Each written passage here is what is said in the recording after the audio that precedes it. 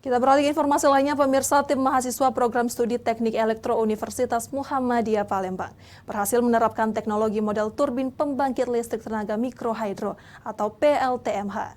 Pencapaian ini diharapkan mampu mencari sumber alternatif energi lainnya. Hasil temuan inovasi ini diterapkan di SD Negeri 14 Dusun Rantau Dedap, Desa Segamit, Kecamatan Semendo, Darat Ulu, Kabupaten Muara Enim, Sumatera Selatan. Proyek ini menjadi solusi atas sulitnya akses listrik di daerah tersebut, yang mengakibatkan terhambatnya kegiatan belajar dan mengajar di SD Negeri 14 Rantau Dedap. Proyek model turbin memakan waktu kurang lebih 2 bulan dan telah menghasilkan listrik yang membantu proses belajar di sekolah tersebut.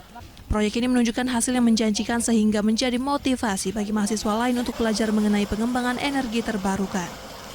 Dosen Fakultas Teknik Universitas Muhammadiyah Palembang Zulkifli Saleh mengungkapkan, keterlibatan mahasiswa dalam program ini diharapkan dapat menjadi tulang punggung masyarakat. Sebab sampai saat ini setidaknya sudah ada 50 PLTMH yang dibuat oleh mahasiswanya. Edwin Mauladi Gultom, salah satu alumni yang ikut mengapresiasi upaya para mahasiswa dan dosen Universitas Muhammadiyah Palembang ini.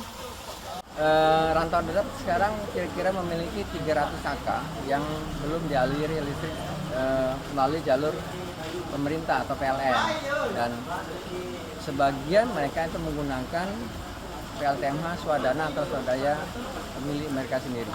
Potensi sumber daya alam yang sangat besar di Kabupaten Muara Enim ini harus dapat kita sinergikan dengan seluruh elemen yang ada untuk kesejahteraan masyarakat Kabupaten Muara Enim. Mahasiswa berharap teknologi model turbin ini dapat dikembangkan lebih lanjut sehingga menjadi upaya menghadirkan PLTMH di seluruh Sumsel.